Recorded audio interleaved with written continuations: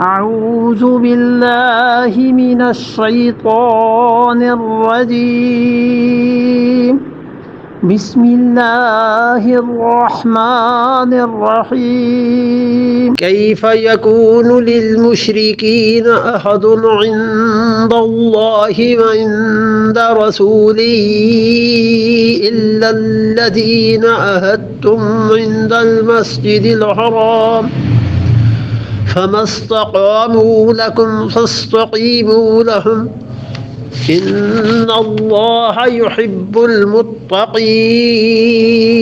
کیف یکون للمشرکین. اللہ تعالی نے پھر یہاں پر 4 رکاوٹیں ذکر کی ہیں کہ مشرکین کو یہ جو ہیں انہیں قتل کیوں نہ کیا جائے. بنو بکر والے اور یہ قریش والے کیوں نہ انہیں قتل کیا جائے. کیف یکون للمشرکین، کیوں کر کیسے چھوڑ دیں مشرکین کو. یہ استفہام نہیں بلکہ تعجب کا اظہار ہے کہ بھلا کیسے چھوڑا جا سکتا ہے انہیں. عہد عند اللہ وعند رسولہ، جنہوں نے اللہ تعالی کے پاس اور اس کے رسول صلی اللہ علیہ وسلم کے پاس وعدہ کر کے توڑ دیا تھا، ان لوگوں کو کیسے چھوڑا جا سکتا ہے. الا الذین، ہاں وہ مشرک، عاہدتم عند المسجد الحرام، جن کے پاس تم نے مسجد حرام میں عہد کیا تھا. فما استقاموا لکم، جب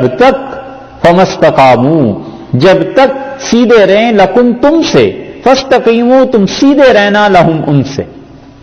ہاں جن مشرکین سے عہد ہو گیا تھا حرم کے قریب، جن جماعتوں سے بھی یہ عہد ہوا تھا نا، بنو مطلق سے، زمرہ سے، کہ ہم تم سے نہیں لڑیں گے، اللہ نے فرمایا ان باقی مشرکوں کو کیسے چھوڑا جا سکتا ہے. انہوں نے تو عہد توڑا ہے، انہوں نے تو خزاعہ کو مارا ہے، ان سے کیسے، یہ تو حربی کافر ہو گئے نا، ان کو کیسے چھوڑا جا سکتا ہے. ہاں مگر وہ مشرکین، دیکھا اللہ تعالی نے ان کو نکال لیا، مستثنا کر لیا. اور یہ دلیل لکھی ہے فقہا نے، اور بڑی اچھی دلیل لکھی ہے، بعد میں آتے ہیں اس بات پہ. آگے جو مسئلہ یہاں سے ثابت ہوتا ہے، اس کی ایک دلیل آگے آ رہی ہے، تو دلائل دونوں اور مسئلہ ایک. ان اللہ یحب المتقین، اللہ نے فرمایا ہے کہ اللہ محبت کرتا ہے ان سے جو تقوی والے. پہلے بتا دیا تھا کہ تقوی کس چیز کا نام ہے، وہاں بھی اللہ تعالی نے استثناء کر دیا تھا کہ دیکھو آیت نمبر 4 میں کہ فَأَتِمُّوا إِلَيْهِمْ عَهْدَهُمْ إِلَى مُدَّتِهِمْ، جتنی مدت تک تم نے ان سے عہد کیا ہے، پیمان کیا، اسے پورا کرنا. ان اللہ یحب المتقین، اللہ محبت کرتا ہے ان سے جو متقی ہیں، یعنی اپنے وعدے کے پابند ہیں.